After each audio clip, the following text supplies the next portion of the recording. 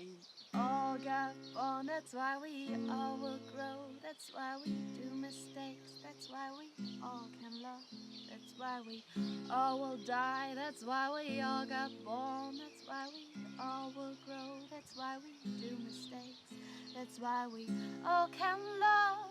It's a gift which is given to all of us, to each in the between. We all have backs to lean into each other, raising roots on a wandering like a tree. And we all say every evening goodbye. Everybody has a winter time, and everybody will once die, and there is still fear. 'Cause once I got born, knowing the mother's womb, knowing the steepest fight leads right into the light. 'Cause once I got born, knowing deep inside that the steepest fight leads right into the light.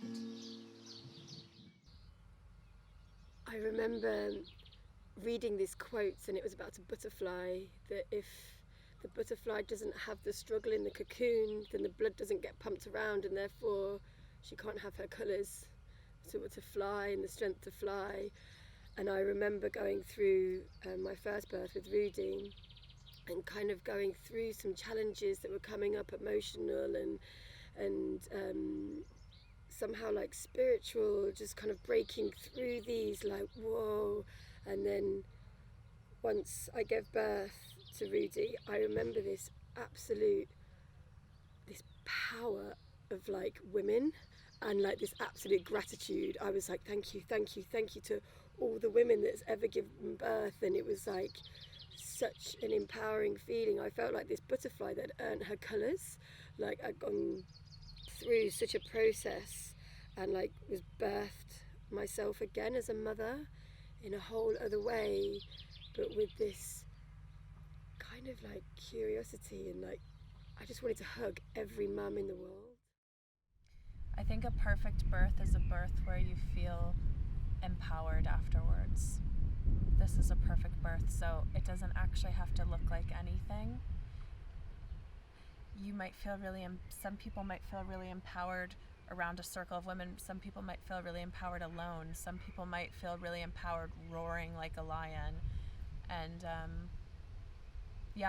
birth can be pleasurable, it can be painful, but no, those things don't waver your own empowerment. So if you feel empowered, and to some people that would be letting go, and for some people it would mean like, wow, I felt totally in control in this crazy way, and I don't usually feel that in my life. So I think birth will interact with the person depending on what they need to work on in themselves and what perhaps obstructions they may have in themselves. And also, if you didn't have an empowering birth experience, if you didn't come out of it feeling empowered, working with that and healing that can also be an empowering experience as well. And you can find your power after perhaps a not empowering birth experience. And then in a way, your birth was still empowering.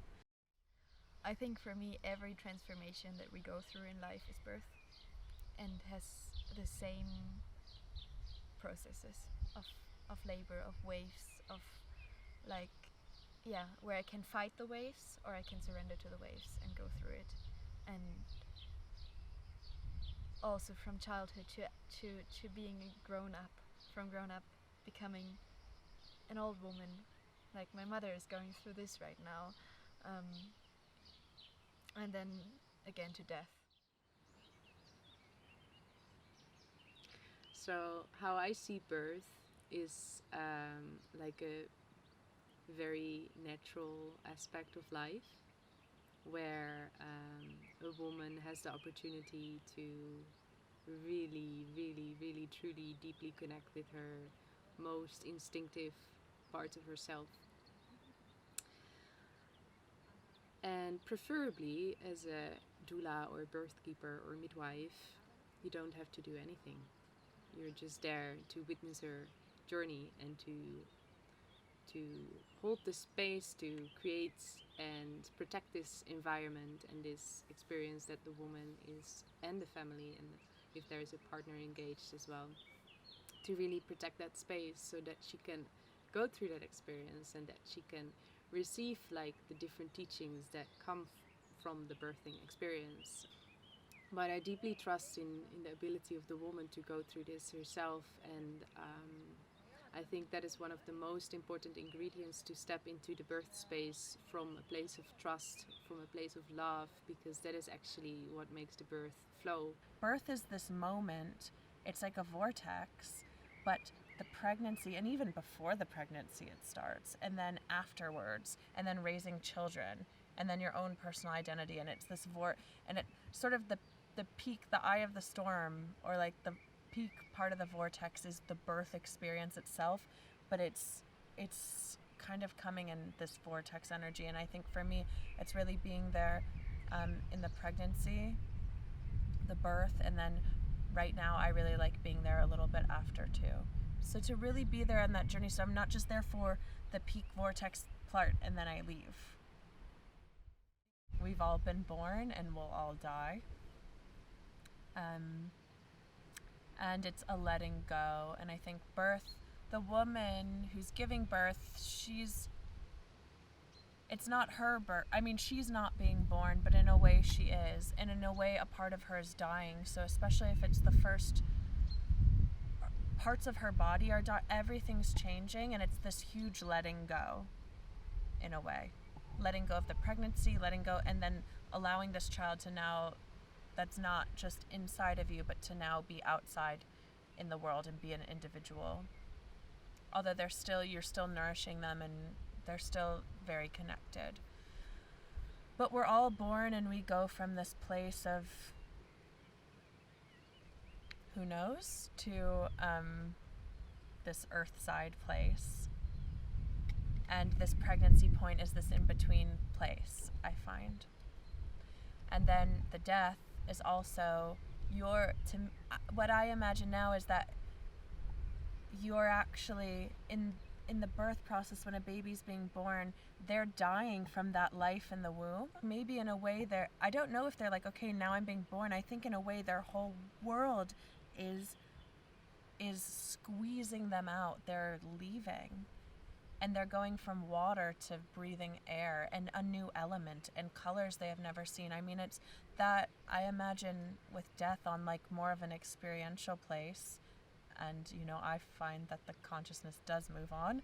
So it's like entering another world. There will be other elements we haven't experienced, and you're leaving this space and having like the same elements you would want probably at your death, which would be people you love around you, people you trust around you, maybe some good humor, really nice setting, not a lot of like random strangers coming in, not a lot of being hooked up to medical equipment, hopefully not in a lot of pain. You can also experience a similar thing in birth at home, surrounded by people you love and trust, or not. Maybe you want to be alone.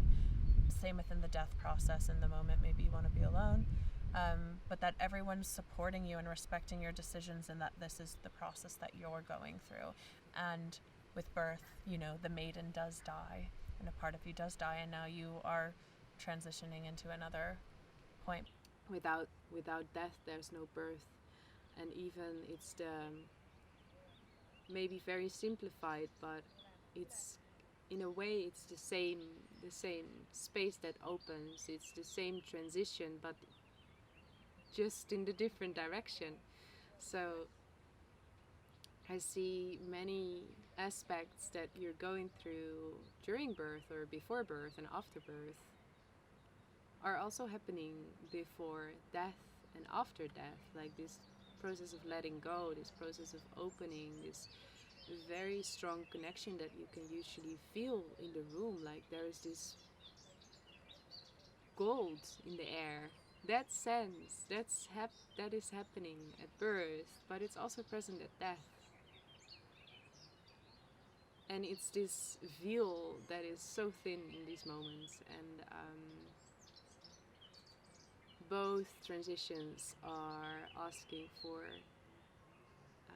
honor, to be honored and to be respected and to be guided in a way that is respectful of life and death. Be at peace, like not to fear death. I think for me is one of the biggest learnings I'm having at the minute, not to fear my own death or other people's death, and actually to grieve and to feel the sadness with acceptance as well, in a way, is a really big healing thing for me at the minute. And actually coming to terms with my own death is a really big thing I'm facing, but I think it's really beautiful.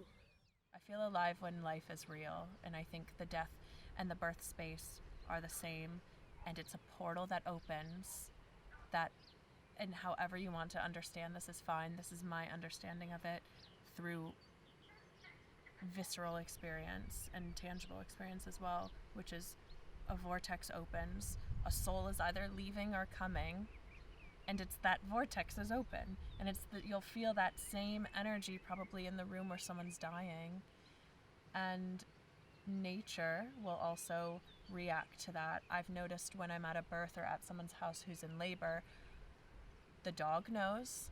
The cat, who never comes out of their cupboard, is all of a sudden coming out and making circles around the woman. Why is this cat acting this way? Because the cat knows, even if the woman's silent. The cat knows, or the dog knows. And even I thought, oh, is this a mammalian thing? No. Bird, I was at a birth and she had a bird that was always in a cage, and they keep the cage open. She just kept flying out onto her shoulder between contractions. And I thought, okay, like nature knows this portal, and I've heard of animals behaving this way in the death space as well. And I think nature bends to these vortexes, and it's really beautiful to be a part of that space and to flow in that space and not be in your mind and just be in a place of service, in the heart. The dreams can be one of those different ways of knowing that we can tap into, that we can learn from, that we can collaborate with, and that are so often dismissed as a source of wisdom within the Western world. Because many, if not all, of the mind elders and of the midwives and the shamans and the healers I've been connecting with over the years, they didn't have a teacher. There is not a university. It's their pure connection with life, with the nature, with the elements, which makes that they have this stronger connection with the dreams, through which they receive the teachings, the messages, and the wisdom from their ancestors. Because also one thing they say, like, our elders, our wisdom never dies, because the ancestors, they keep living on in the spirit world, and they always will know how to find us, and that one of the ways is through the dreams.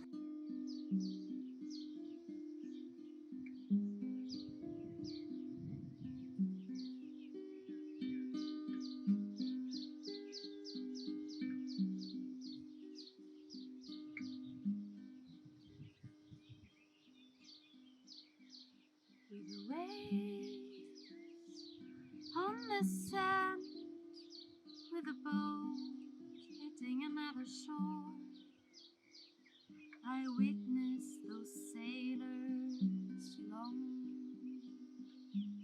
before you decided me to come. I heard sounds long before I spoke. I sensed shots long before I crawled. I felt love long before I've been born. I felt love long before you decided me to come. With the waves on the sand, with a boat hitting another shore, I witnessed those sailors long before you decided me to come. What would you do if you wouldn't be afraid?